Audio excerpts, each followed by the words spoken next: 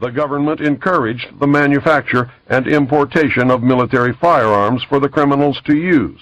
This is intended to foster a feeling of insecurity, which would lead the American people to voluntarily disarm themselves by passing laws against firearms. Using drugs and hypnosis on mental patients in a process called Orion, the CIA inculcated the desire in these people to open fire on schoolyards and thus inflame the anti-gun lobby. This plan is well underway and so far is working perfectly. The middle class is begging the government to do away with the Second Amendment. Well, it's just one other manifestation of the Nazi Gestapo police state which has taken over this country. What angers me most is the stupidity of the vast herd of American sheeple out there that think they know something and they don't even know what planet they're on, to tell you the truth. Behold a pale horse. Well, actually, I wrote it over a period of years back beginning in the early 80s and continuing up into about 88. I finished it, I believe, in 89. And I may have added a couple of things in 90, and then it was published in December of 1990. I have no idea. It's been the #1 underground bestseller of all time with no advertising whatsoever. And people sell it on the street corners in New York City. Barnes & Noble had to take it off the shelf in their New York City bookstore because it's, by their own admission, it's the most stolen book in their inventory. Yeah, every prediction that I ever made has come true, except for one, and that was only because I had not realized that they had gone as far as they have, and that prediction that I was wrong about was that Manuel Noriega could not be tried in American court and sentenced to an American prison, as he was the head of a sovereign nation and thus had diplomatic immunity, just like anyone he would send to our country to represent his country. And, of course, that certainly proved that no one in the world is safe now from the encroaching New World Order, and they can go after anybody they want to, including the President of the United States if they want to, and Americans don't understand that. They think we can go after somebody that's the head of a foreign country, but we're still safe. We're not safe. Nobody's safe anymore. Well, either Americans are going to wake up and they're going to stand up in unison and take up arms and challenge the federal government to step back within the boundaries of the Constitution, or there's going to be a civil war in this country. The only alternative to that is total enslavement of the entire human race on a global scale, because that's where this is going. This is all about a one-world totalitarian socialist government. It's about destroying all existing nation states, destroying all existing religions, save the religion of those who are bringing this about, which is the secular humanist socialist religion. The people whose ancestors came to the New World to escape religious persecution in the Old World stood and watched the Branch Davidians burn, including all of their children, all of their women, and they cheered and said that it was because they were a bunch of religious fanatics.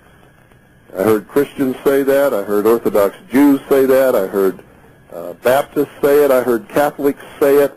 And to their shame, I have to tell them that they are not religious, moral people. They are stupid, ignorant sheeple who are on the verge of enslavement, and they're going to deserve exactly what they get. I have no sympathy for them whatsoever anymore. I used to cry big alligator tears for them in their ignorance, and I used to do everything I could to wake them up.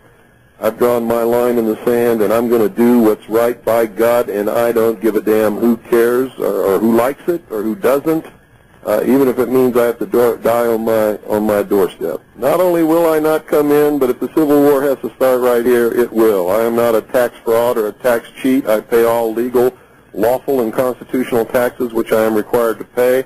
I've never defrauded any bank or any person in my entire life, and I will protect my rights with the tools given to me by the founders in case it should ever come to this. And if the rest of the sheeple want to proceed into the pens and get sheared and then continue up the ramp to the slaughter, that's their business. No matter what happens here, I win. Why do we have to look at the communists? It's happening right here in the United States. Has been for quite some time.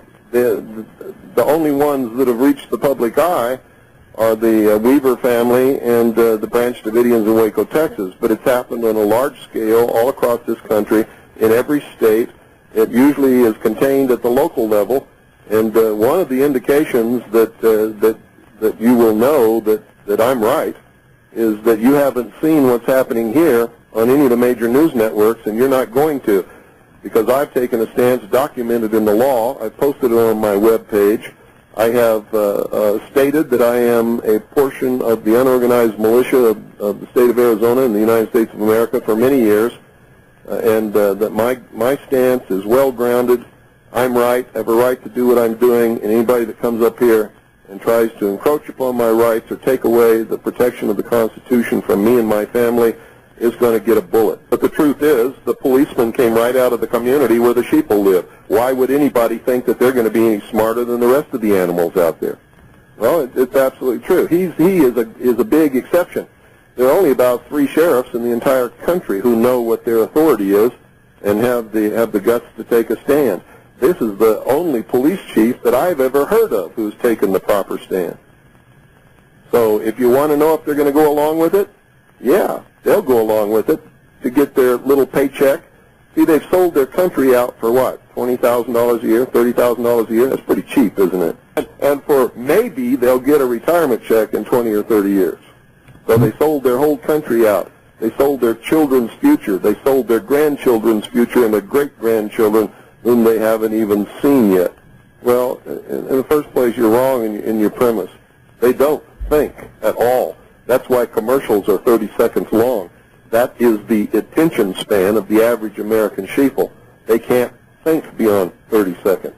That's why no American company, our business, our group plans ahead more than about 2 or 3 months, right? And that's why we're getting beat by the Marxist socialist communists, because they have 5-year plans, 10-year plans, 15-year plans, 25-year plans, and 50-year plans, and they stick to them. Either the American people are going to become slaves within just a few years, and it's going to be an enslavement like nobody can even dream of, and it's going to extend worldwide, and we're the only people that can stop it, because we're the only people in the world still who have the capability and the arms to be able to stop it. Or there's going to be a civil war which will last between 5 and 15 years to restore constitutional Republican government and freedom and liberty worldwide. I don't want it to happen either. Ever since I saw the plan back in 1971 and 72 when I was on the intelligence briefing team for CINCPAC Fleet to bring about one world totalitarian socialist government, and when I saw that the United States was behind the whole thing, this is not coming from without. The United States created the United Nations. The United States created the European Union that has just been formed. The United States is acting as the world police force right now, with its headquarters in Washington, D.C. Stated and avowed policy of the United States government to create world government over the ashes of all sovereign nations and existing religions around this world. I'm telling you that I saw that plan while I was in the Office of Naval Intelligence on the intelligence briefing team, the Commander-in-Chief of the Pacific Fleet. That's what Behold a Pale Horse is all about. That's what's in that book. This has been a goal for this. It's the reason this country was founded, and Americans don't understand that. The founding fathers, many of them were deists. They were members of the secret societies. Some of them were members of the Illuminati. They created this country and gave the common man freedom for the first time in the history of the world, made him a king in his own right. They told him what he had to do to keep his freedom and what he would lose if he didn't do it. And when they did this, giving the common man freedom, it toppled all the kings and queens off their thrones all around the world, and that was the major goal of establishing this country.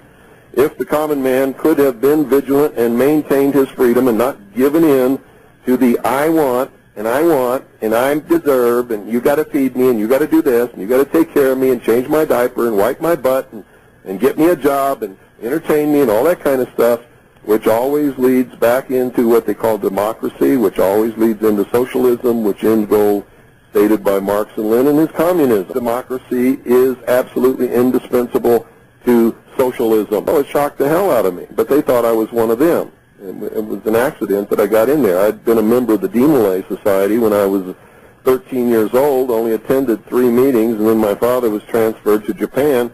I never saw another lodge and never went to another meeting, and that was the end of that. When I filled out all my documentation for my top-secret QSI security clearance, which was required to be able to work in the command center and on the briefing team at CINPAC Fleet, I didn't see DMLA on there, so I checked Freemason. And when I checked Freemason, that's what opened all the doors and got me the security clearance and put me in those positions to be able to see what I saw. And I think the hand of God was working when that happened so that I would be able to warn his people of what was coming. And I've been doing that ever since. I didn't see absolutely everything, but I saw enough to give me an edge and a vast head start on anybody that's ever lived before in the public sector that's not normally privy to this information. And I spent the last, well, ever since, researching to find out what it all meant and where we're going. Well, because they know what's coming. They know that there's a hardcore group of American men and women who are devout, religious, moral people who love freedom and are dedicated to the concept of liberty and freedom, and will fight to protect and defend constitutional Republican government against anything that comes along. And when that begins, it's going to be a terrible, terrible thing. I've spent most of my adult life trying to warn people and wake up enough people so that this did not have to happen, because I know it's going to be terrible. It means the public is stupid and they're already a hair's breadth away from total enslavement. If they had any brains at all, they would have said, no, I'm not taking that. And if you don't like it, that's tough. And all those businesses and all those driver's license bureaus and all those the revenue that it brings in for all those cities and counties would have just evaporated in smoke, and they would have backed down and said, okay, you don't have to do it. We'll do it another way. But they're too stupid to do that. They don't understand that the power in this country is the power of the people, and that they don't have to do anything that's outside the bounds of the Constitution.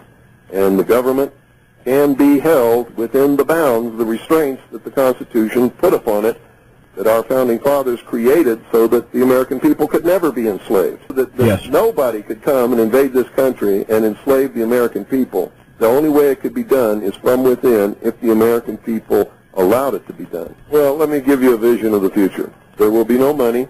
There won't be any driver's licenses. There won't be any insurance cards or anything like that. Everybody will have an account on a computer. Everybody will have a computer chip implant somewhere on their body that will access the computer. Everybody, when they go to work, will get so many credits for that work, and they can go out and wave their little computer chip in their hand or whatever it is under a scanner at the supermarket and buy whatever they've got credits to buy. And if they don't have credits, they got to stay home until they get some credits. What's insane about it is that the American people think that that would be convenient or that that would be good for them. It is the ultimate in-run goal to enslave the populace and to steal what's left that's not already stolen by the elite who are engineering and machinizing all of this stuff to make it come about.